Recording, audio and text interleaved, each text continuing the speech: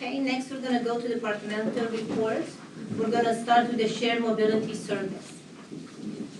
I'd like to introduce Craig Williams, who's the senior engineer.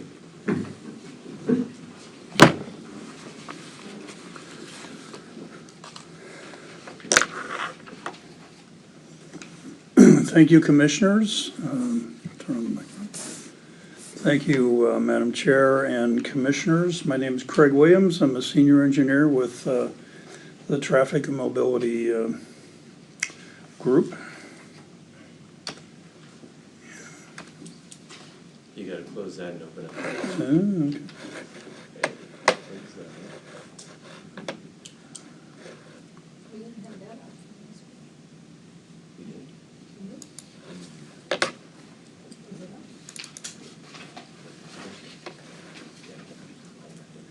I wanted to speak to you today about an effort that's going on in the city. Has been for the last several months. We are looking into adopting a shared mobility ordinance.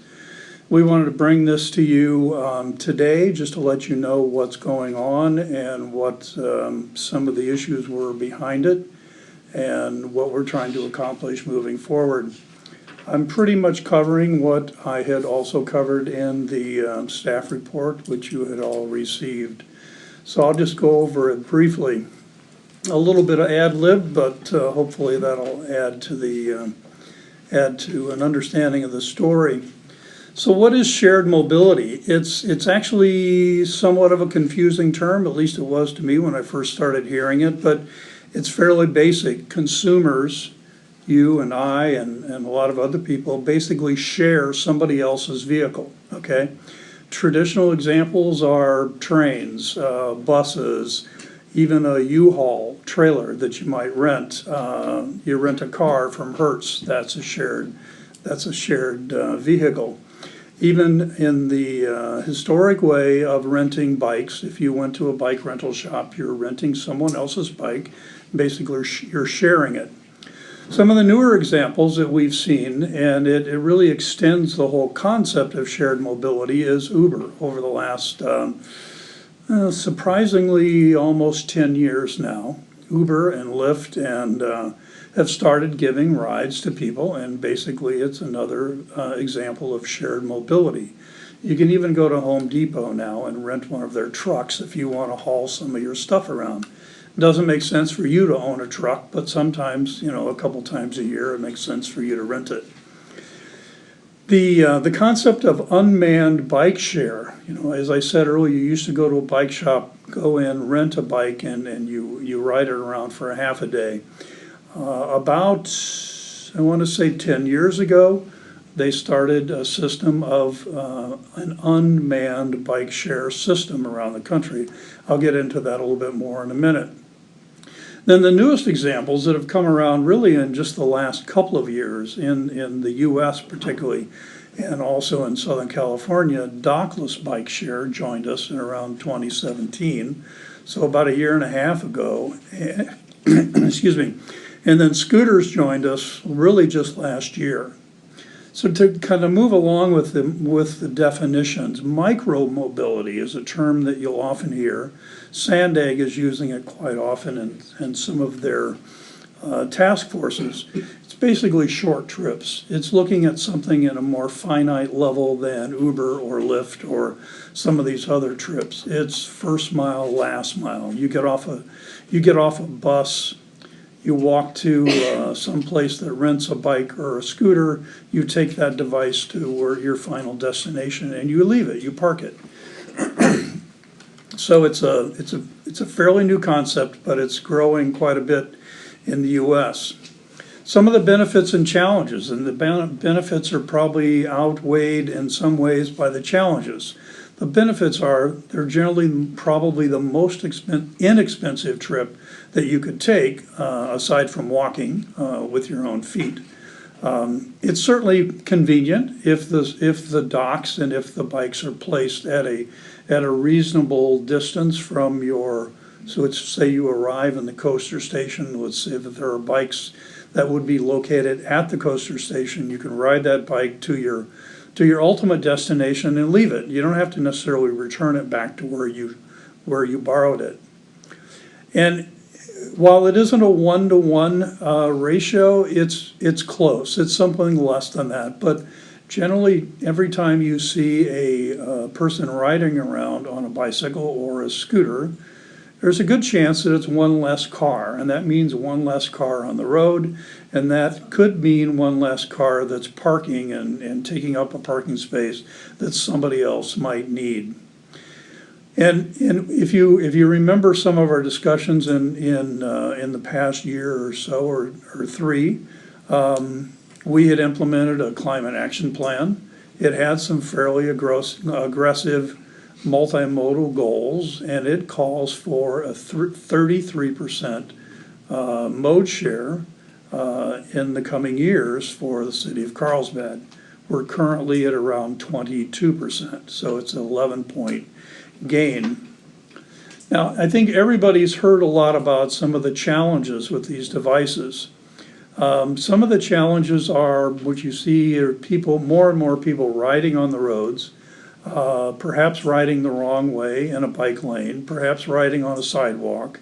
These are all generally new users, and there's some education that needs to go along with these new devices. Parking has also been a challenge, particularly if you often visit the city of San Diego, starting in February of last year. They were challenged with 4 or 5 different vendors that dropped thousands of bikes in the city of San Diego without much regulation.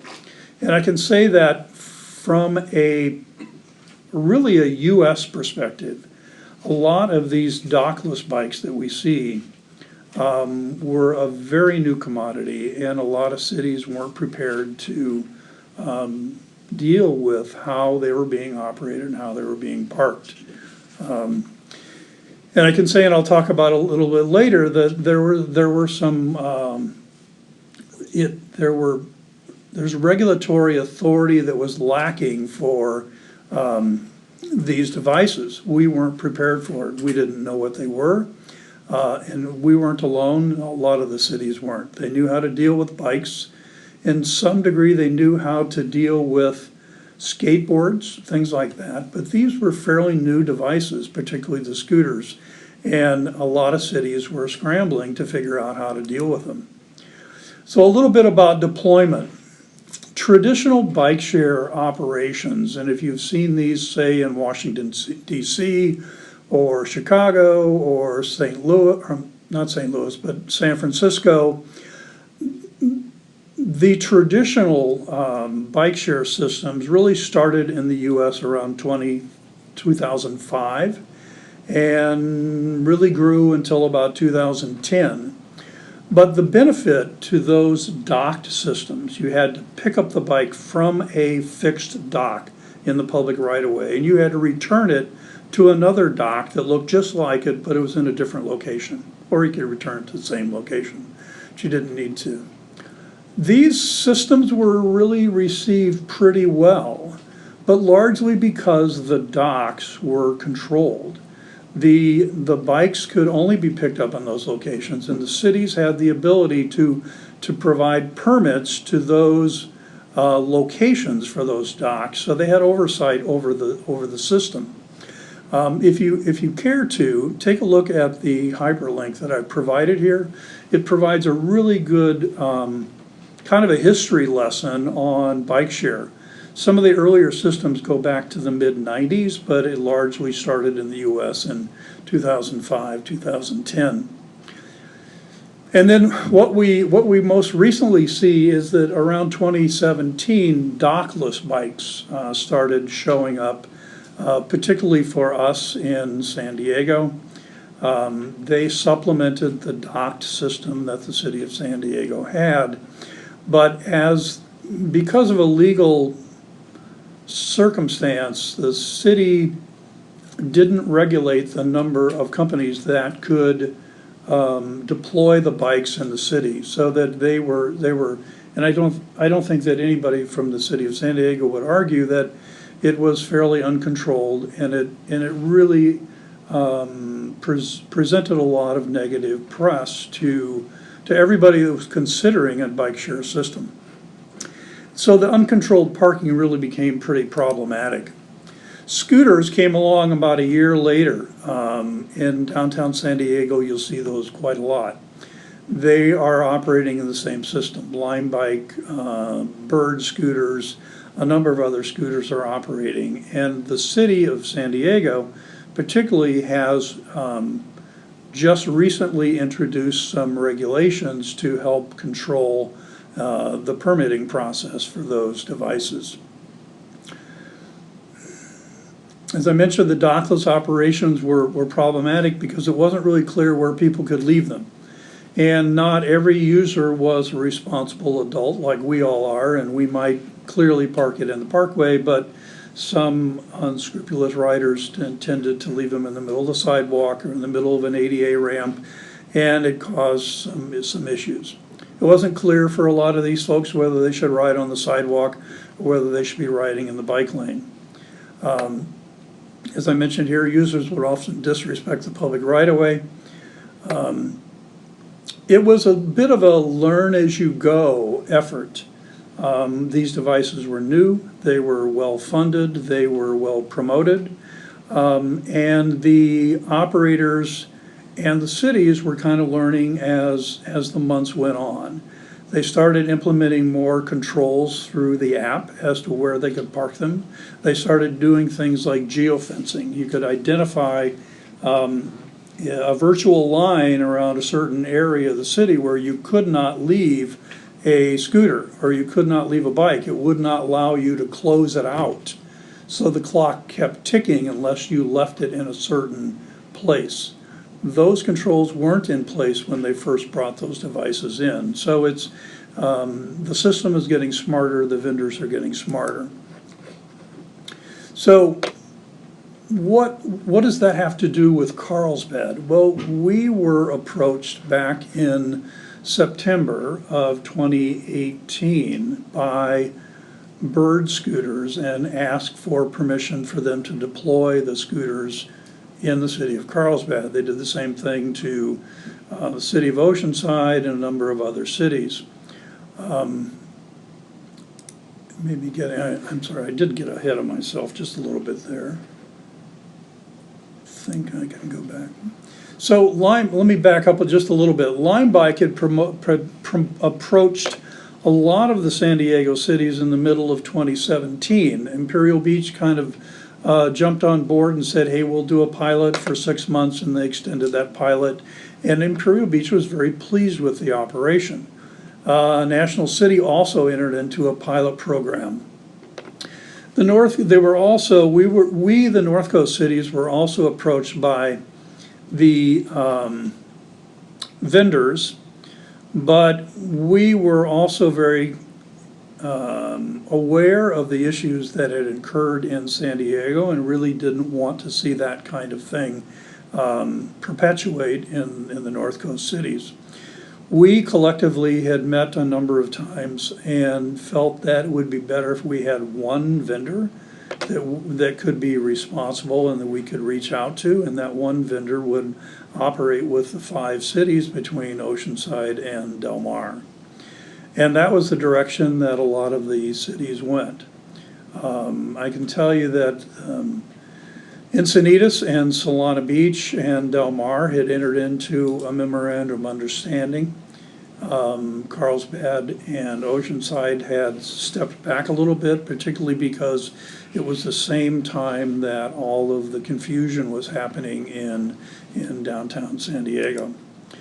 So skip forward to 2018, as I started to say earlier, Bird approached the city and we actually we denied that permit because we have existing language in the Carlsbad Municipal Code that says it's unlawful for any person to ride a skateboard, inline skates, roller skates, toy vehicle, coaster, I don't even know what a coaster is, but or any other similar form of transportation on private property open to the public in general commercial zone, neighborhood commercial zone, tourist commercial zone, where signs prohibiting also prohibits it in the Carlsbad Village area. So we had an existing code that did not allow these devices to operate in the downtown area, so we've declined it. A number of things continue to happen. As I mentioned earlier, in Encinitas and Del Mar and Solana Beach are interested in moving forward with a shared mobility bike share program with a vendor that was selected by the name of Gotcha. I won't go into the details on that because it isn't really part of this ordinance. Solana Beach passed that ordinance back in December, and Encinitas and Del Mar passed it just this past month. So as part of their ordinance, they elected to set up some regulations that allowed them to control the devices, to pick up the devices, impose some impound fees, to regulate where they can be left if they're a nuisance, if they're a life safety kind of nuisance. We didn't have those kinds of regulations currently. So it was important that we collectively be able to kind of protect the city right away in case these devices were left and we needed to be able to control them in some way. So I said, so the city in this ordinance that we are discussing right now are proposing to introduce an ordinance in the middle of May. It's still in a draft stage. It's gone through several iterations. We are looking at the same kind of thing that those other our southerly neighbors are looking at, except that for right now, we're not including the bike share pilot. I'll get to that in just a second. Impound fee provides enforcement to outside the public right-of-way, and it regulates abandoned devices, and it really gives them 72 hours before they have to pick up a device. But if they're in the public right-of-way, they can be declared a nuisance, and they can be picked up right away. We contact the vendor, and they pick them up. So the final thing is that the next steps, we intend to present a shared mobility program options a discussion to City Council on May 7th.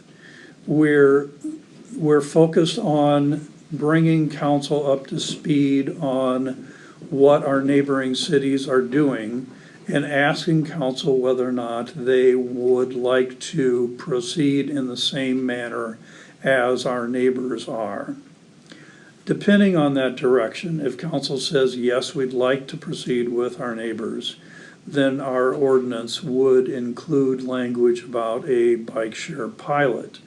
If they opt to not go along with that, then our ordinance would only include language that gives us regulations about controlling those devices. So that's about the rest of the story. Doug, I don't know how you want to handle questions. I know you have a lot on the agenda, so I'll leave it to you on how you want to address how much time you want to spend on it. So.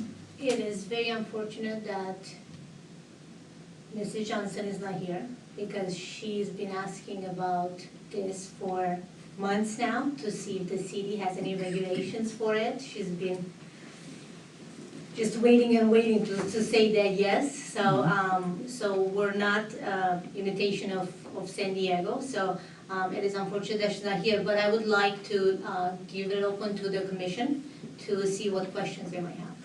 So anybody has questions? I have a question. Okay. Mr. Wilson, in regards to this proposal, it's great with this mobility and the shared mobility.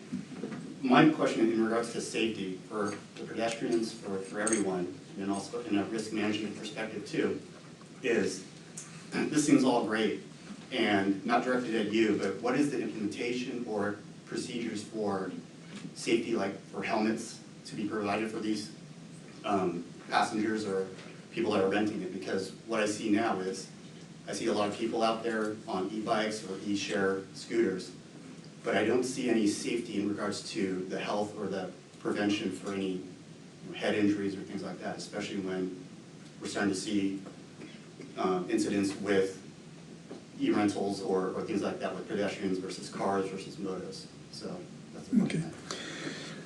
thing. Regarding the bike share option that a number of our neighbors to the south are proposing to go forward with, it does have an education component attached to it. It's placed on the responsibility of the vendor, plus those cities are also implementing some education programs on their own. It is clear that, at least from our observations in San Diego, scooters are not supposed to be ridden on the sidewalk, nor are bikes supposed to be ridden on the sidewalk in the city of Carlsbad. State regulation just in January, I believe, required all users under a certain age to wear a helmet, but that doesn't require an adult to wear a helmet. So when those devices, before those devices show up in the city, we intend to have an education program associated with it. I know that there is certain information that's also included in the app for rider education, but I think it certainly needs to be supplemented by other efforts by the city. And just a follow-up question too is, I understand the city of Carlsbad's ordinance that motorized bikes, scooters, and things like that are not supposed to be ridden on sidewalks. So if these rentals are going to be worked with the cycling community or on the bike lanes and things like that, some of these motorized, from what I see, is some of these motorized scooters or bikes can go faster than a mechanical person that's riding it. So, to me, there seems like there's going to be a lot of traffic or a lot of possible, speed ranges and things like that where, versus an e-scooter versus a bike that might collide with each other and things like that. So I guess that's just Well, certainly one of the reasons why scooters are supposed to be riding in the bike lanes rather than the sidewalk, because the walking speed is somewhere in the order of 3 or 4 miles per hour. And a scooter can operate at up to about 15 miles an hour. Obviously a bicycle can operate up to about 25. So it is important to keep those users in the same ballpark as far as they're going. That's why you don't want people walking in a bike lane. That's why you don't want scooters riding on a sidewalk. It is still part of the education effort, though. Thank you. So I have the same concerns as Commissioner Perez. I just wanted to note that there was a San Diego Union Tribune article last Thursday that described 4 ongoing lawsuits against the city of San Diego related to shared e-scooters. 3 of them involved people who were hit and seriously injured in scooter incidents and who were saying that the city should have had tighter safety regulations. So being proactive is important for liability issues, so we thank you for staying on top of this. The 4th incident was a scooter who hit a crack in the pavement in the street and was seriously injured when he was thrown over the handlebars. And as we maybe encourage more micro-mobility usage in the city, the concern might be that scooters with their smaller wheels than bikes, if our streets aren't like in tip-top condition, people start hitting cracks and flying off.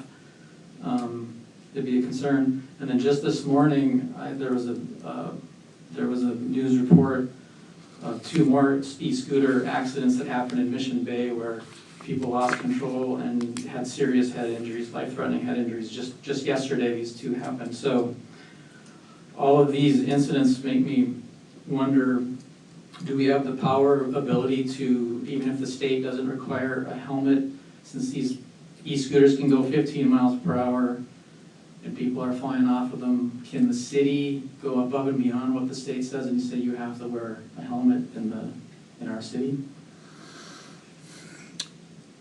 I'm not the right person to ask or answer that question, but I can ask that question to my colleagues in the city attorney's office and the police department. Okay, and then one other line of questioning was I was a little bit confused. The staff report begins by saying that these types of devices would be good first mile, last mile solutions where someone might want to go to work, but the bus doesn't get close to their work, so then they could take like an e-scooter the rest of the way. So part of our plan was to try to encourage that kind of thing, taking transit and then maybe taking a micro mobility device the rest of the way to work. But it seems then that the ordinance is really designed to prohibit the use of these devices. So I don't know, can you explain, there's some disconnect, I'm not quite understanding. Okay, I can understand where that might be in question. The ordinance is intended to regulate companies that do not have a permit to operate in the city of Carlsbad. So, for example, we do not have plans to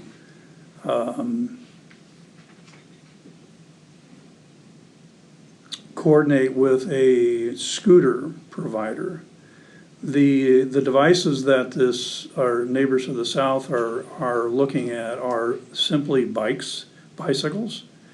So if bird scooters appeared in the city right away and they did not have a permit to operate within the city, this ordinance gives us the power to collect that device and pound it and then ask the vendor to come get it.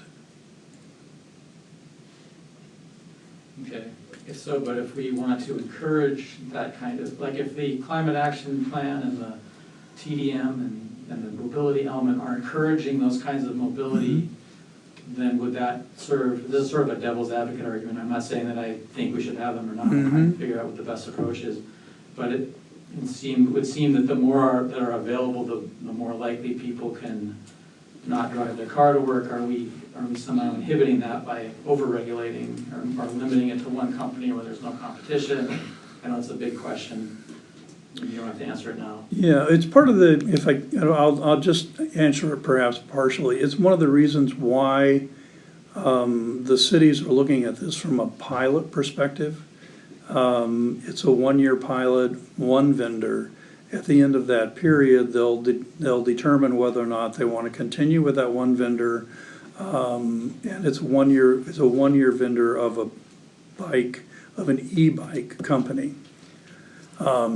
What happens at the end of that 1-year period? The cities will get together and evaluate the experience and then have some discussions about whether they want to extend it to additional vendors or additional devices. But for right now, the pilot is only for bikes and only for one vendor. Commissioner Fowler? You have a question? Yeah, so I work, and for the last dozen years have worked down in Gaslamp, on the edge of Gaslamp in a high rise. So I've seen this all unfold before my very eyes, right? So first came the dock bicycles, and I looked at that and I thought, well, it was too expensive for one thing. It was $5 per half hour, and that somehow didn't make sense to me as a pricing option. And it was, you put money into this thing. So, and nobody used them in effect, although they must have been subsidized because some of them are still around, but they weren't rightly located, for one thing. So there wasn't really any near Santa Fe Station where I take the coaster there. But it's a 15-minute walk to the building that I'm in, which is a high-rise, 34 stories. So there are tons of people there. Mm-hmm.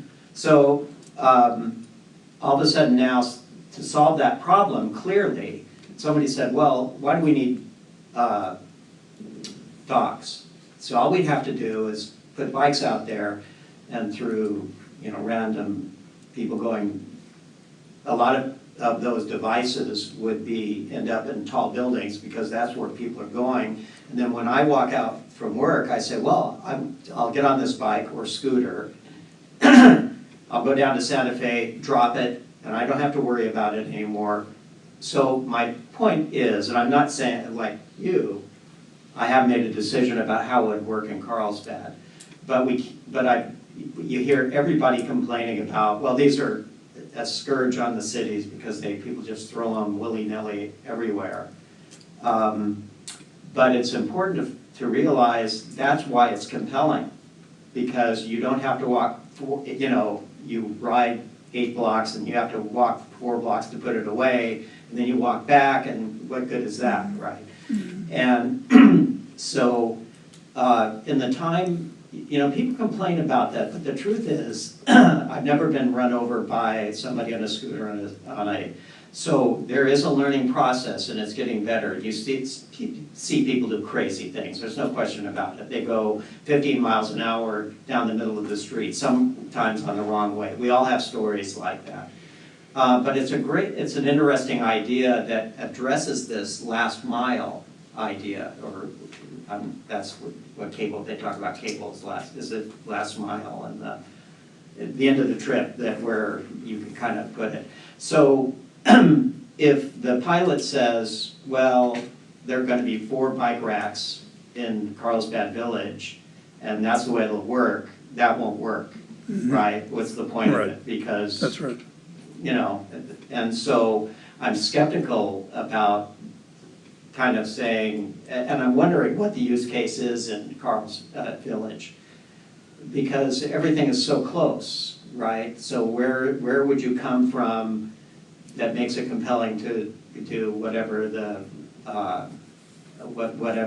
kind of breaking point of somebody saying, oh, I'll just walk, rather than, yeah, I'll pay $5 or I'll pay 50 cents to do this 16 block trip or whatever it is. So again, I haven't decided, and maybe this is good to prove whatever point it proves, but I think this is a very interesting idea if there were enough places so that you'd only have to walk a couple of blocks to get to the scooter, let's say.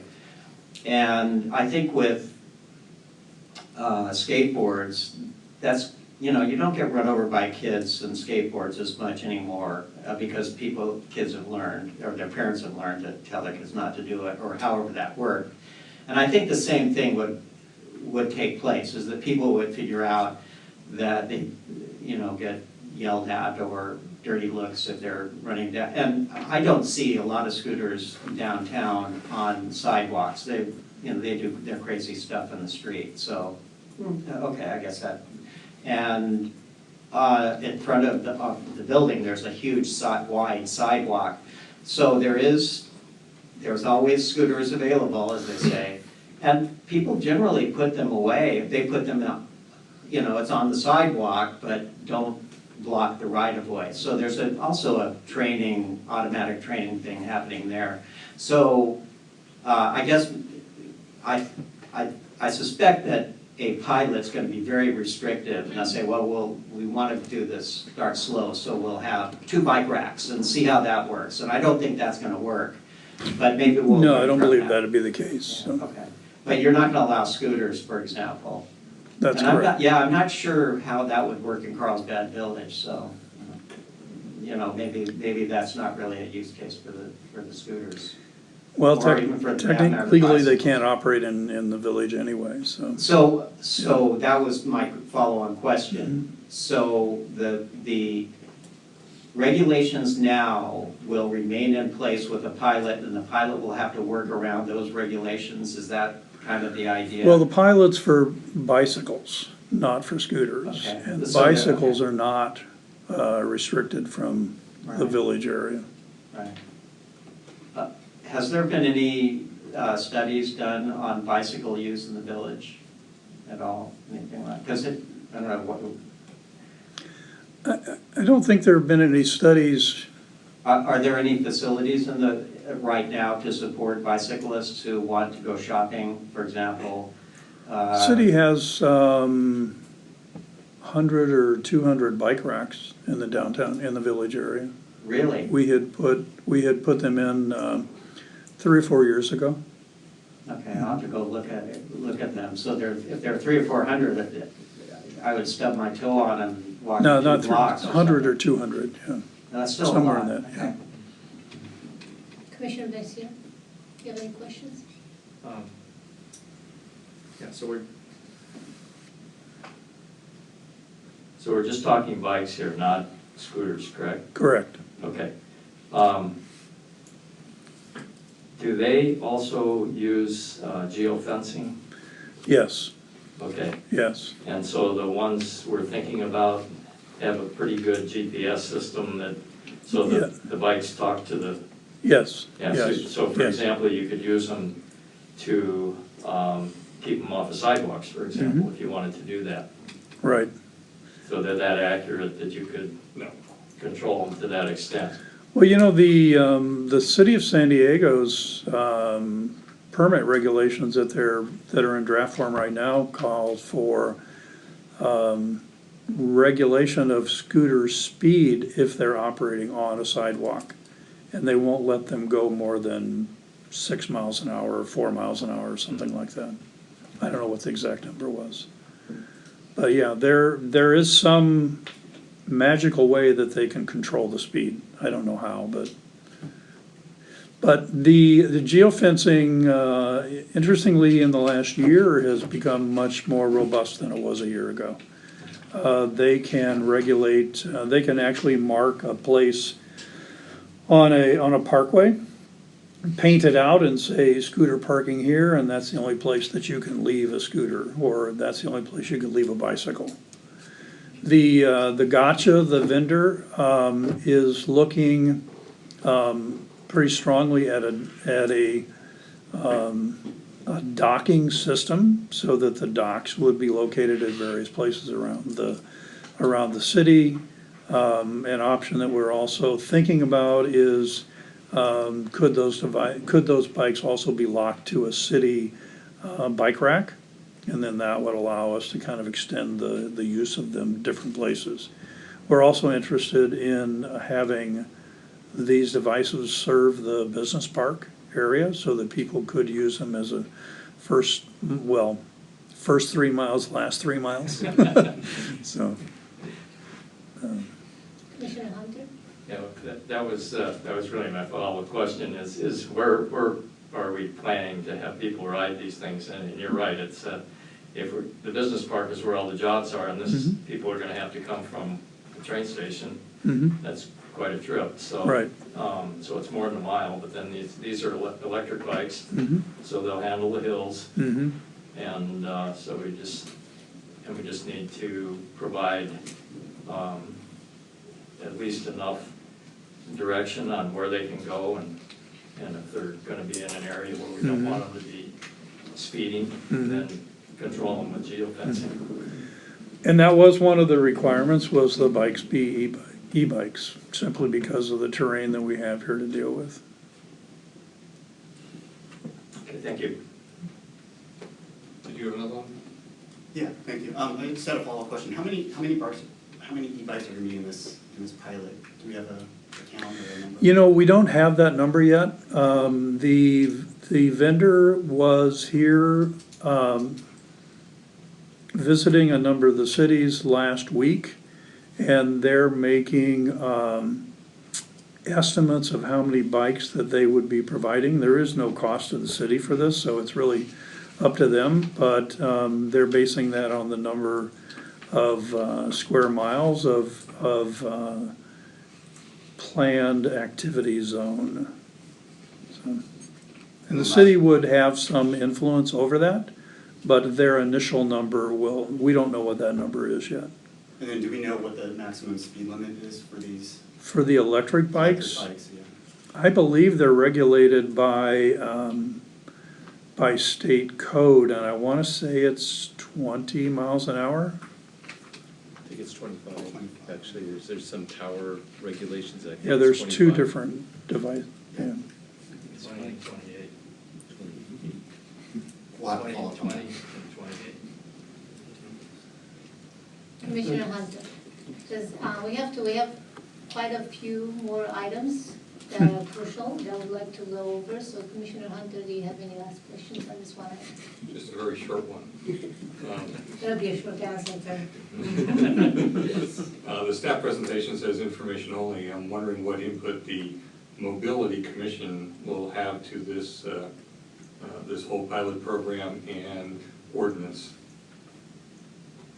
We're not the Mobility Commission, we are, but we haven't changed the name until later on, so you can look at it as the same question. I would say that your questions this evening are a good contribution toward our sense of what your concerns were.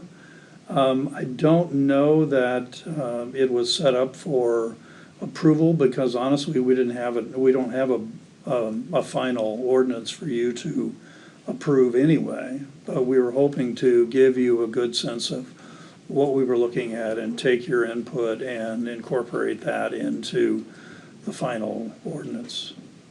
Thank you. Okay, and I don't have any questions, so thank you. All right. Thanks, Greg. Thank you.